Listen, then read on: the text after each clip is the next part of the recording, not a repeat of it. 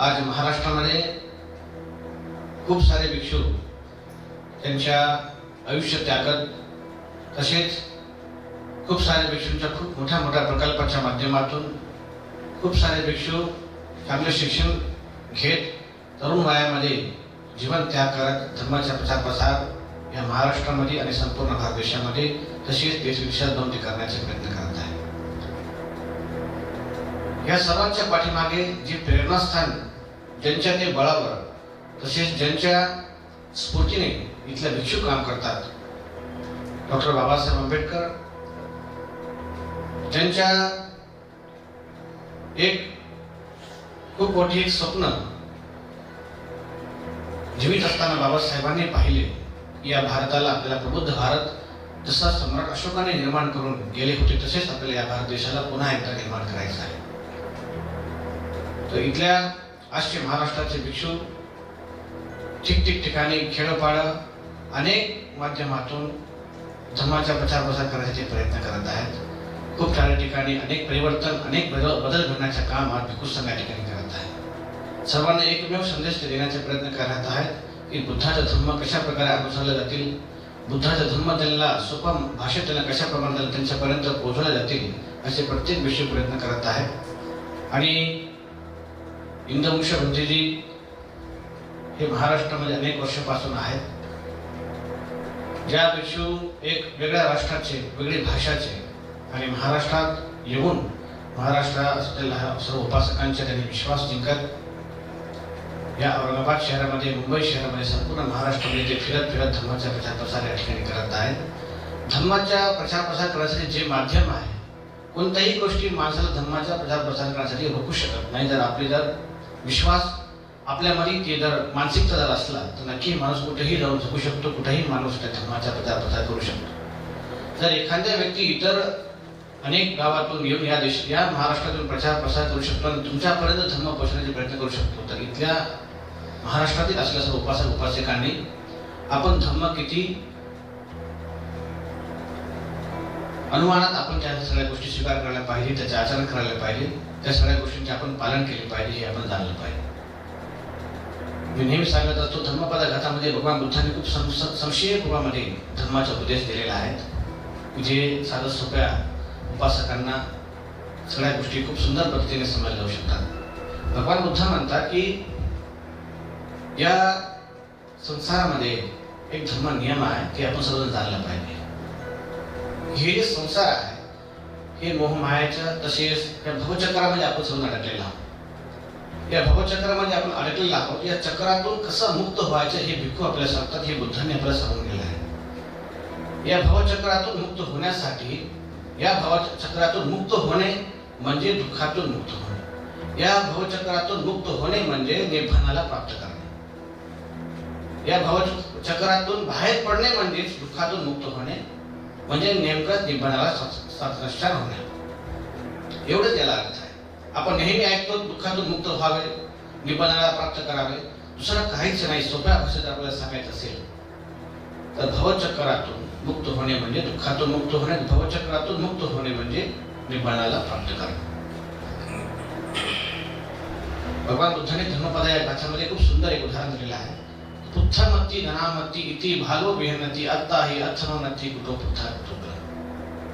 या संसारात जगणारे एक मूर्खाला, एक साधारण व्यक्तीला बुद्ध असे उपदेश करतात की असे एक व्यक्ती जो रात्र दिवस नेहमी उठल्याबरोबर, बसल्याबरोबर, झोपल्याबरोबर प्रत्येक क्षणी, प्रत्येक वेळी तो एकाच गोष्टीचा विचार करतो की माझा पुत्राचा काय होईल, माझ्या लेकाचा काय होईल, पुढं कुणाला वाटते की माझ्या बायकोचं काय होईल, मला माझ्या घराचं काय होईल, मी कमवलेल्या धनसंपत्तीचं काय होईल, मी कमवलेल्या नाव गाव शौहरत सोना चांदी माझ्या सगळ्या गोष्टीचं काय होईल, असं नेहमी तो माणूस चिंता करतो. त्याची विचार करत नाही, चिंतन मरण करत नाही असं बुद्ध म्हणतात. तर ते तरी चिंता करतो की त्याची तो काळजी करतो की सगळ्या गोष्टीचं काय होईल, याचं काय होईल, माझ्या केसाचं काय होईल, माझ्या शरीराचं काय होईल, माझ्या या सगळ्या गोष्टीचं काय होईल.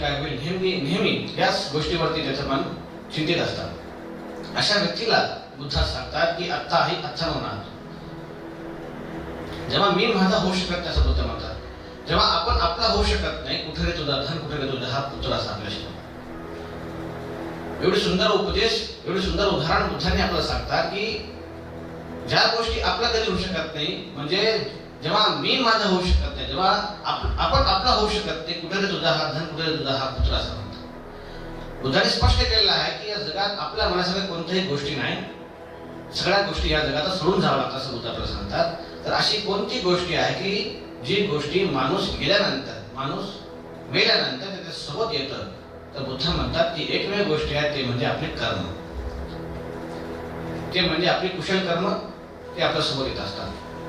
तर बुद्ध म्हणतात या जीवनामध्ये कर्म करत असताना माणूस 3 प्रकारचे कर्म असतात. एक चांगले कर्म, दुसरं वाईट कर्म असतात, तिसरं आहे मध्यम, ना चांगलं ना वाईट.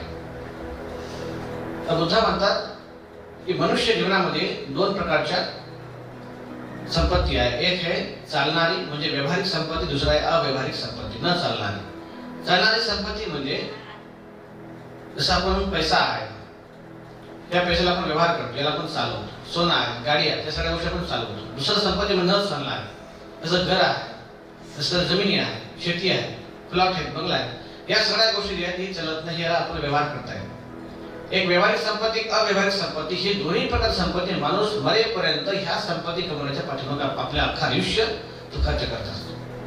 आजही तुम्ही जर पाहसाल तर एखाद्या व्यक्तीला जर छोटंसं जर घर बनवायचं म्हणलं तर त्याच्या आयुष्याचे जवळपास 50 ते 40 वर्ष काम केल्यानंतर जी पेन्शनची जी पीएफ पैसे मिळतात त्या पैशातून माणूस घर बनवत असतो. म्हणजे एखाद्या व्यक्तीला जर घर बनायचं म्हणलं की त्याच्या अख्खा अर्ध आयुष्य निघून जातो. बुद्ध म्हणतात की 2 प्रकारची संपत्ती आहे. एक है व्यवहारिक संपत्ती, एक है अव्यवहारिक संपत्ती. एक है मूव्हिंग प्रॉपर्टी, दुसरा आहे अनमूव्हेबल प्रॉपर्टी. बुद्ध सांगतात हे दोन्ही संपत्ती माणूस कमवण्यासाठी त्याचा रात्र दिवस करतो, रक्ताचा पाणी करतो आणि रात्र दिवस त्या कमवण्याच्या पाठीमागे लागतो. परंतु बुद्ध म्हणतात ही दोन्ही जी संपत्ती आहे, जे संपत्ती आपल्या सोबत कधी येतच नाही, ते संपत्ती कमवण्यासाठी माणसाने अख्खं आयुष्य त्याच्यामध्ये घालवत असतो.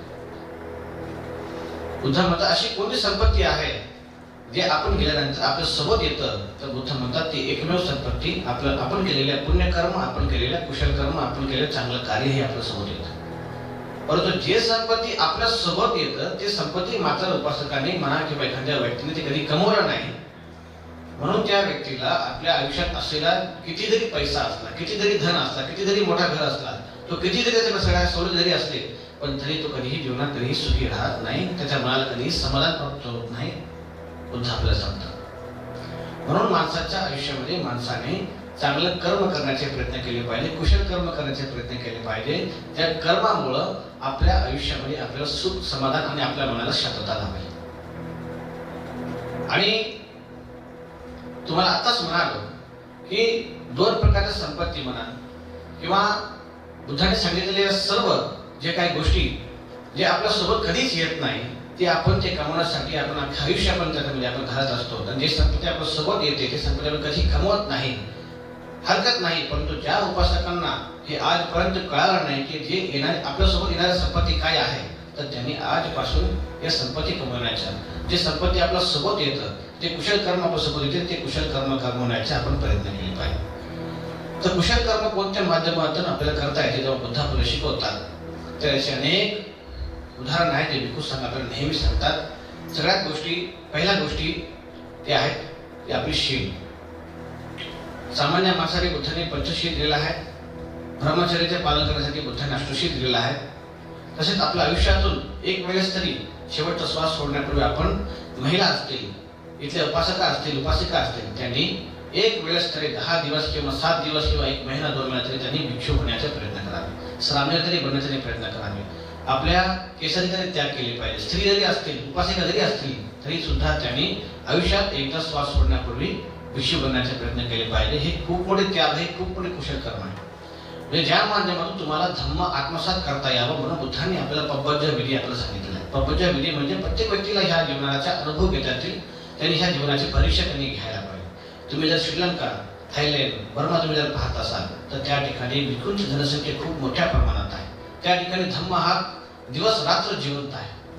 त्या ठिकाणी जेवढे भिक्षू आहेत त्याच प्रमाणात कुठेतरी एक 30% तरी म्हणा त्या ठिकाणी आर्य जे आहे त्या ठिकाणी उपासिका सुद्धा भिक्षू मानतात. भारत देशामध्ये जर भिक्षूंची संख्या जर वाढली, श्रद्धावान उपासक आणि श्रद्धावान उपासक जर भिक्षू जीवन जगण्यासाठी किमान जरी 10 दिवस तरी ते जर भिक्षू जर बनाले, त्यांना भिक्षूचे महत्त्व कळेल, भिक्षूंची पवित्रता कळेल, भिक्षूंची तळमळ कळेल, भिक्षूचे त्याग काय त्यांना कळेल. ज्या माध्यमातून येणारा जे काही भिक्खू संघ आहे त्यांना कशा प्रमाणात त्यांची अवस्था असल्याची परिस्थिती त्यांना प्रत्यक्षात त्यांना जाणता आहे. म्हणून मी तुम्हाला हे सांगत होतो की कुशल कर्म करण्याचे तुम्हाला अनेक मार्ग आहे. त्यापैकी आपल्या जीवनामध्ये शिलाचे आचरण हे बुद्धाने पहिले सांगितलं आहे. आपल्या जीवनामध्ये आपल्याला चांगलं कर्म कमवायचं आहे. बुद्धाने सांगितलेलं आहे की असे कर्म करू नका जे कर्म केल्यानंतर माणसाला पश्चाताप होतील, जे कर्म केल्यानंतर माणसाला पीडा होतील, जे कर्म केल्यानंतर माणसाला असमाधान, असुख आणि अशांतता लावेल. बुद्ध म्हणतात की अशा कर्म करा की जे कर्म केल्यानंतर माणसाला गर्व वाटला पाहिजे, जे कर्म केल्यानंतर माणसाला सुख झाले वाटले पाहिजे, जे कर्म केल्यानंतर माणसाला दुःखातून मुक्त गेल्यासारखं वाटलं पाहिजे. बुद्ध म्हणतात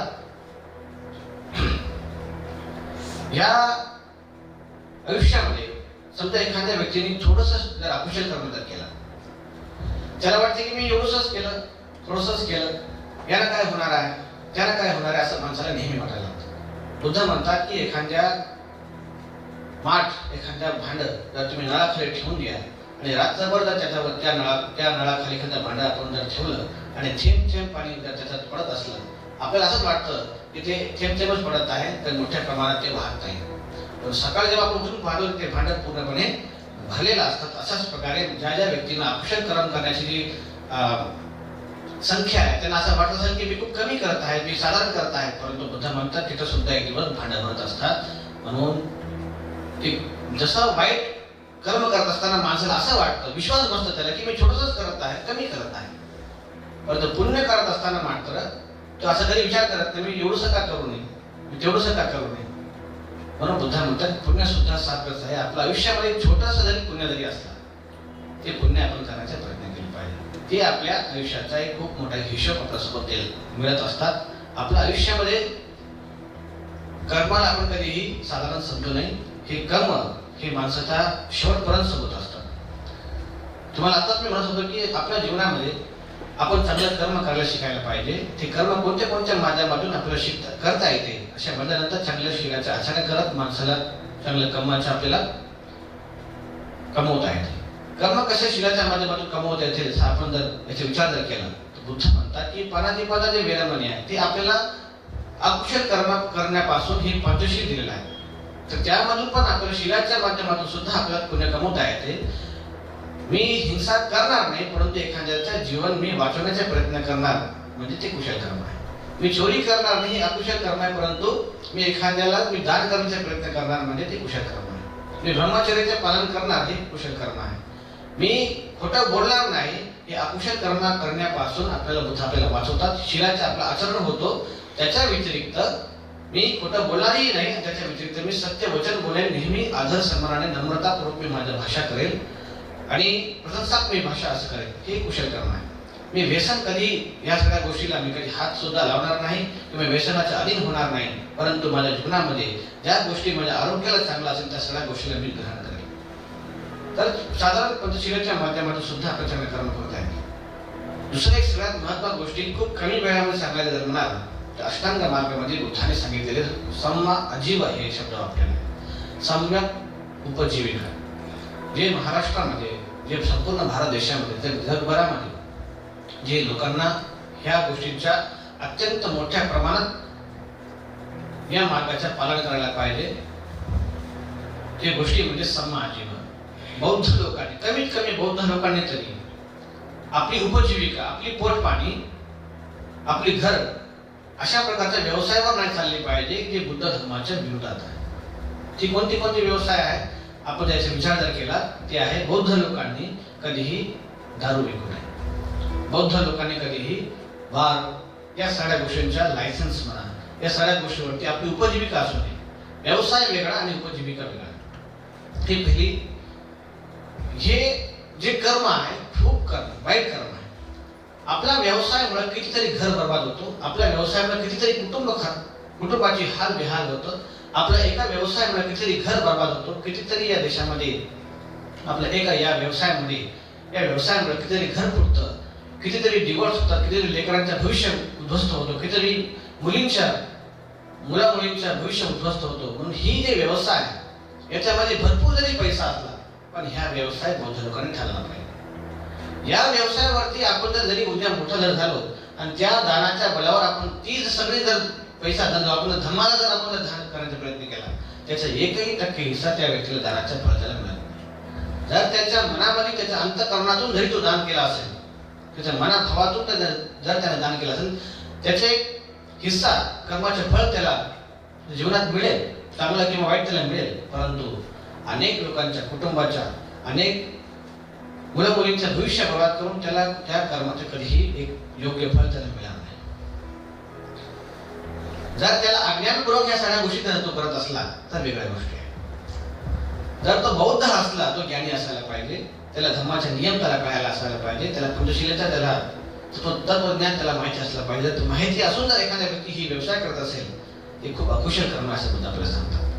बुद्ध आपल्याला सांगतात की अशी कर्म करू नका जे कर्म केल्यानंतर माणसाला भविष्यामध्ये पश्चाताप होतील आणि आपल्यामुळे अनेक लोकांना सुद्धा त्या दुःखाला भोगावं लागेल.